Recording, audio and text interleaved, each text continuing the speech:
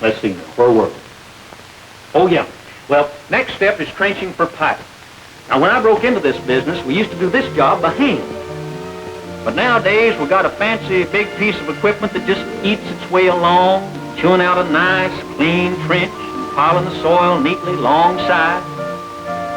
But sometimes you'll see those buckets start to shudder and stall. You know you've hit a rock ledge. That's when you start yelling for the powder man. Looks easy, the way they sink their shot holes, but it takes quite a little know-how to lay out the shot right. There's an knack to packing the charge, too. He's got to know how to handle that stuff. One mistake and you're going to need a new powder man. At last, he ties in all the fuses so they'll go off together. And then you hear the signal, fire in the hole. That means find the cover, and quick.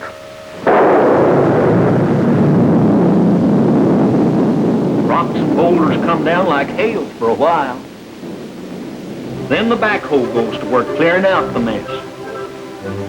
Watch it a while and you'll see where that machine gets its name.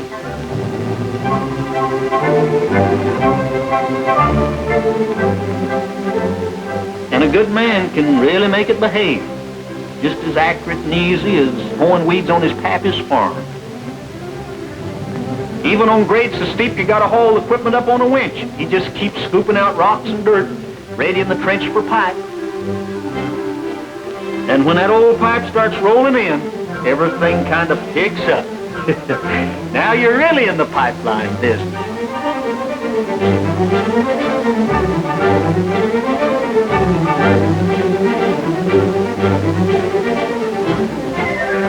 But you gotta remember, this ain't garden hose you're laying.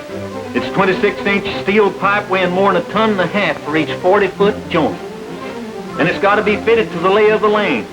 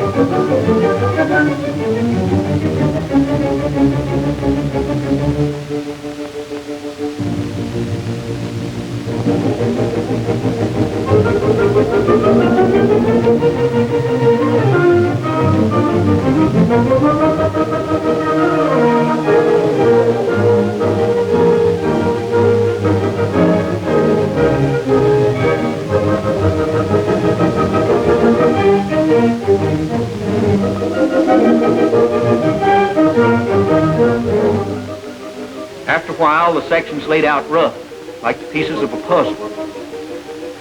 Now the trimming and fitting begins. Flame slices through steel like scissors through silk. And so the trimmed edges will fit exactly. A line-up clamps run through each section to hold each joint in absolute alignment while welders give it what they call a stringer bead, just tacking the pipe into position. Gradually, the individual sections are joined together, forming a solid line that stretches off in both directions far as the eye can see. Then, more welding. This time the finish bead stronger than the pipe steel itself. Always there's an inspector with an eye like an eagle, followed by an x-ray photo of all joints. Then the manicuring begins. Whirling steel brushes scrape off all the rust and dirt, and the pipe's given a heavy coating of lacquer. Usually that's enough. But where the soil tends to be corrosive, more protection's needed. And the pipe gets an additional coat of tar and a final wrapping of fiberglass. Then, just to be sure, the whole pipe's inspected with an electronic detector that puts the finger on any flaws in the coating. Fussy? Sure. But this pipe's got to stay put a long time. Finally, it's ready to be laid in. The big side boom cats pick up the line, and in a nice little bit of teamwork, start for the trench. It's funny to watch how gently they handle these hundreds of tons of pipe, like a mother with her baby. But you got to remember, This line is tailored to the hill like the coat on your back. It's got to fit to a gnat's eyelash. And it does. As the pipeline grows, you're constantly reminded that this is wilderness.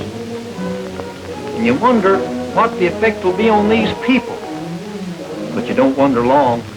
There's too much to do. Now comes the cleanup, covering over the line so it'll be safe for the next 100 years or so. This is the last of the job, one of the most important and roughest. Even the cats can't get sure-footing in the soft soil.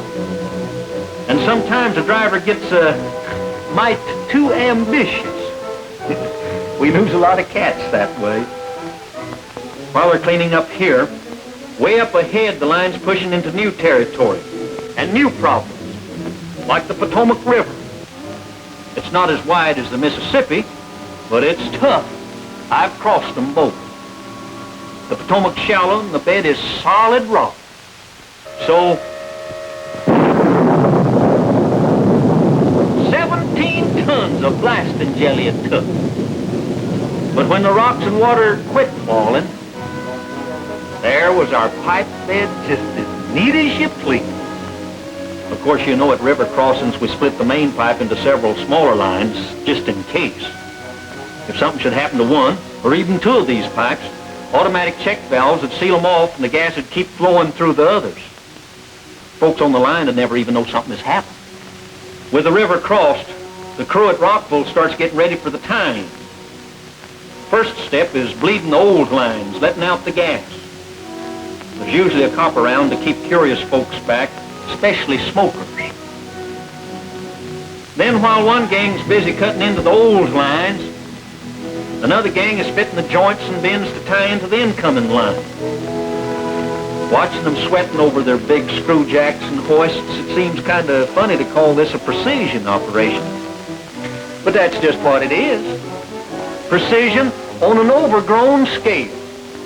Well, that's about it. As soon as the line's all buttoned up, they'll be building a control station over this spot, all full of white tile and shiny instruments. But we'll be long gone by then. Our job is in the dirt. Yeah, when the official ceremonies are going on and important people are making speeches about this significant contribution to progress, we'll be off somewhere else, pushing pipe on some other line. But that's all right.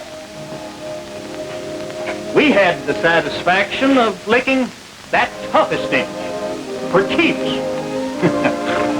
That's enough.